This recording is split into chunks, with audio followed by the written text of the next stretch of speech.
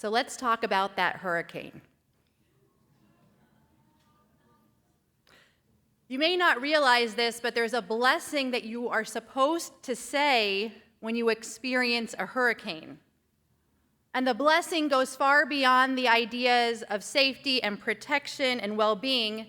It's the same blessing that we say when we witness lightning or hear thunder, when we see an ocean or a beautiful mountain. Baruch atah Adonai Eloheinu melech haolam oseh ma'aseh v'reishit. Praised are you, Adonai our God, ruler of the universe, the maker of the works of creation. But I have to say that on Sunday, when Tropical Storm Hillary appeared, and then a 5.0 earthquake hit, I experienced a first. And my initial reaction was, God, is this really happening? Both at the same time?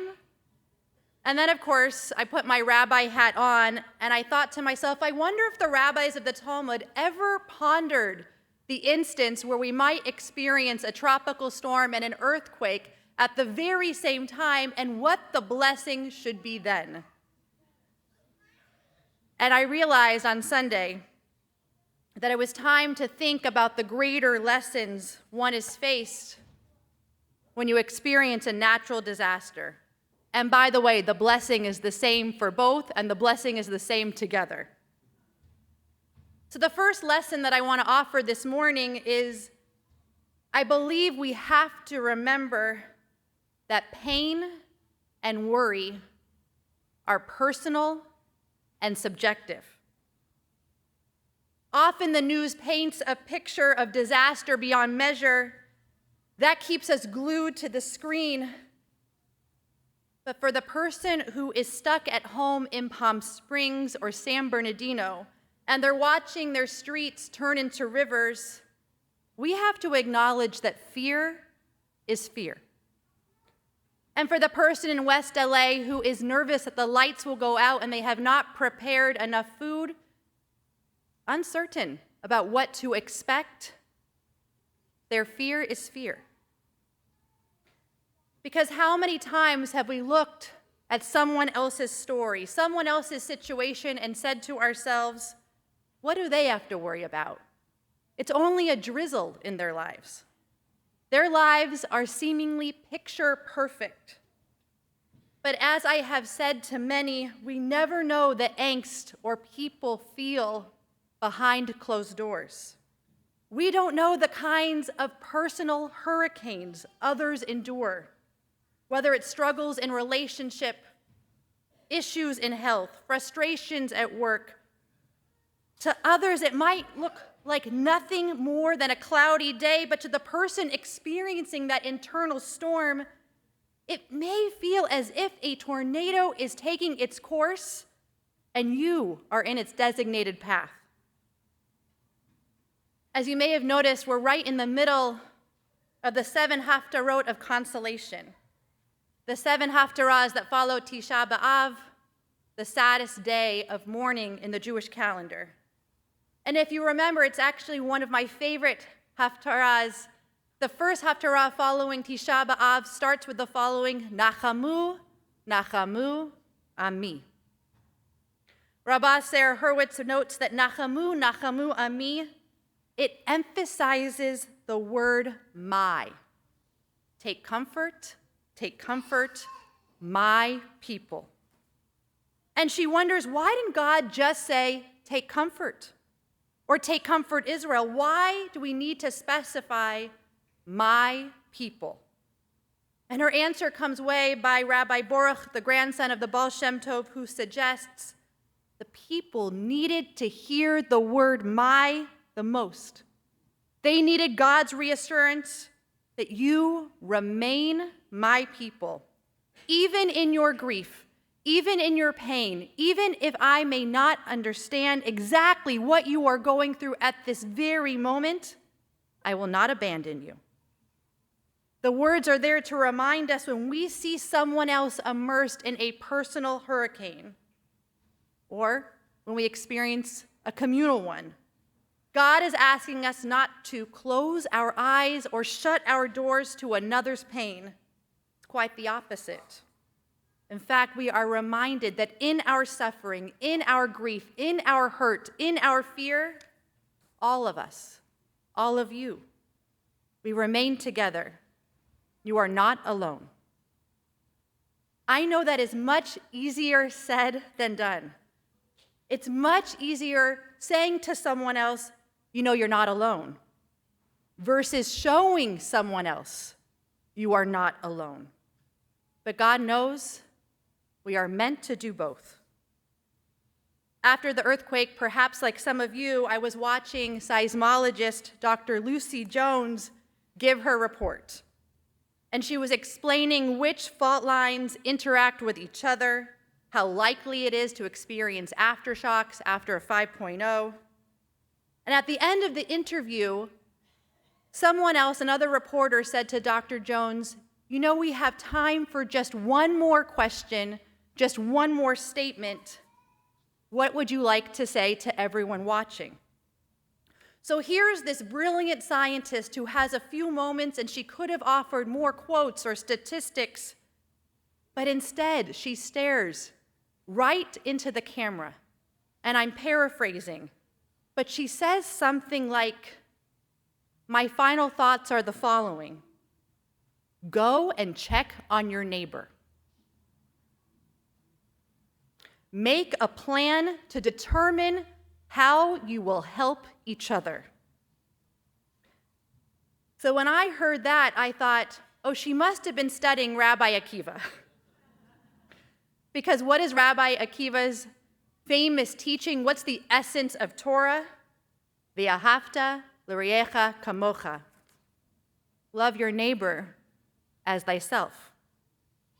Tell someone you care and show someone you care. So someone showed me on Sunday morning that they cared. I received a phone call from my very good friend, Rabbi David Baum, who is a rabbi in Florida. And he was calling to ask us, how are you? But moreover, he said, look, you Californians think you know everything about earthquakes. Well, let me tell you, I know a lot about hurricanes. A rabbi in South Florida. And so he called to share with me, yes, to offer me comfort, but he also called, can you believe it, to offer hurricane Torah. This is what my friend Rabbi Baum teaches. He says when someone we know is going through a hurricane in their lives, we must help them to return to a secure place. He writes that in this way we can help them see that God is truly the sovereign of the world, giving shelter to those in need. And then he offered the following example. He says he'll never forget a story he heard from a friend who grew up in Argentina. The friend was 13 years old, and the 13-year-old's father had just passed away. And the 13-year-old had no idea where to turn, where to go. But he knew he was a Jew. And what should Jews do? They should go to shul, because shul is where you say Kaddish. So, by himself, he walks into synagogue in order to recite the mourner's Kaddish as a 13-year-old young boy. And that's where this little boy saw Rabbi Marshall Meyer, very famous rabbi, one of the founders of the conservative movement in South America. And after the service, Rabbi Meyer approached him, and he said, you know, son, you look upset. Are you okay? And the boy was honest and shared that his father had just passed away. And Rabbi Meyer could have said, I'm so glad you're here, come back next week, but that's not what he said. He said, come with me. I want you to join my family for Shabbat dinner. Well, Rabbi Baum's friend went to dinner that night, and that 13-year-old boy, that lost boy, is now a prominent rabbi in South Florida. We don't realize the pivotal moments that take place when we both speak comfort, and show comfort. But as Rabbi Baum puts it, that rabbi never forgot the shelter he received in the form of a Shabbos meal. Essentially, comfort found in then a stranger's home. We are all, each one of us, we are meant to be God's agents, God's messengers. We are meant to be beacons of comfort in a world that's filled with unpredictable downpour. One final lesson. Sunday, it was filled with weddings. So Rabbi Sherman and Cantor Feldman made their way out to Malibu for wedding number 1, and then they joined me in Beverly Hills for wedding number 2. Now, certain life cycles can be postponed, but our tradition is quite clear. As it says in the Talmud, if a funeral procession and a wedding procession meet at an intersection, you tell me what goes first. Ooh, I heard opposite answers. I heard a kid. Which kid just said that? That's right. The wedding goes first. Meaning, if it is safe and if you can proceed, that wedding goes on. And so I had an opportunity to stand under that chuppah and quote the famous passage from Shir HaShirim. Mayim rabim lo yuchlu lechabot et ahava uneharot lo yishtefuha. Vast floods cannot quench love, nor rivers drown it.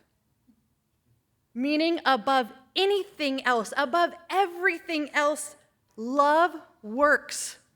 Love works to withstand obstacles. The love between two human beings beginning their start of marriage. Love that emerges between neighbors and congregants and strangers. Love that flows between people and God. It's not easy. Far from it. Love takes work, but love always finds a way to rise to the top. We're told in Malachim that God isn't found in the great and mighty wind, and God isn't found in the shattering rocks. God isn't found in the earthquake. God isn't even found in the fire. And Malachim doesn't include this verse, but I venture to say that God is not even found in the hurricane. But where is God found? In the kol demama daka, the small, still voice, a voice of comfort that emerges when we choose to extend our hand to someone in need. Twice a day we pray the words, "You shall love the Lord your God with all your heart, with all your soul, and with all your might." So I pray, may our love for God be mirrored through the love we choose to offer each other. A love that pours like the rain from the heavens.